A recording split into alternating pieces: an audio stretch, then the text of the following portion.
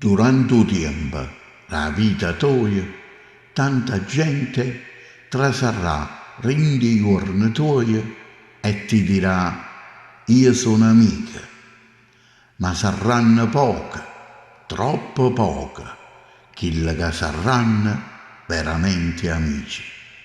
Perché l'amico è quello che riesce a te capire quando non parla.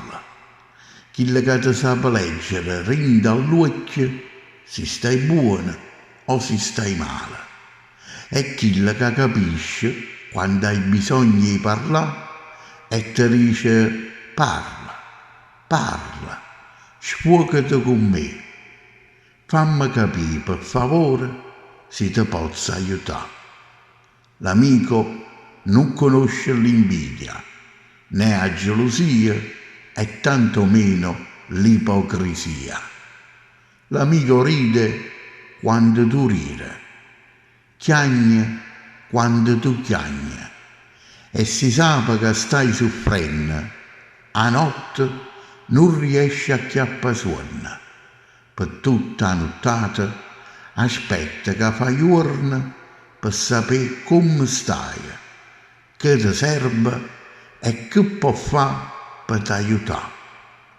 L'amico è quello che si sbaglia, tu dici sinceramente, e che si fa cose buone, ti abbraccia perché è contento. L'amico è amico, pure se non tiene niente, è quello che vede in te quelle qualità che nessuno vede, è quello che prova per te quello che all'altro non provano.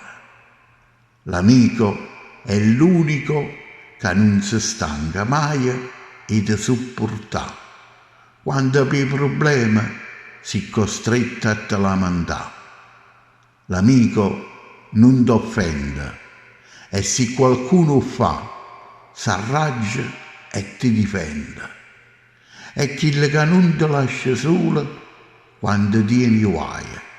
Anzi, si tiene qualche guaio, o vedi più assai, non ti trascura mai.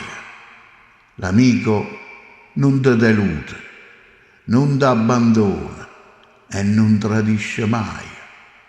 Questa è l'amicizia vera, quella che tu sei disposta a dare e che raramente sei riuscita a trovare.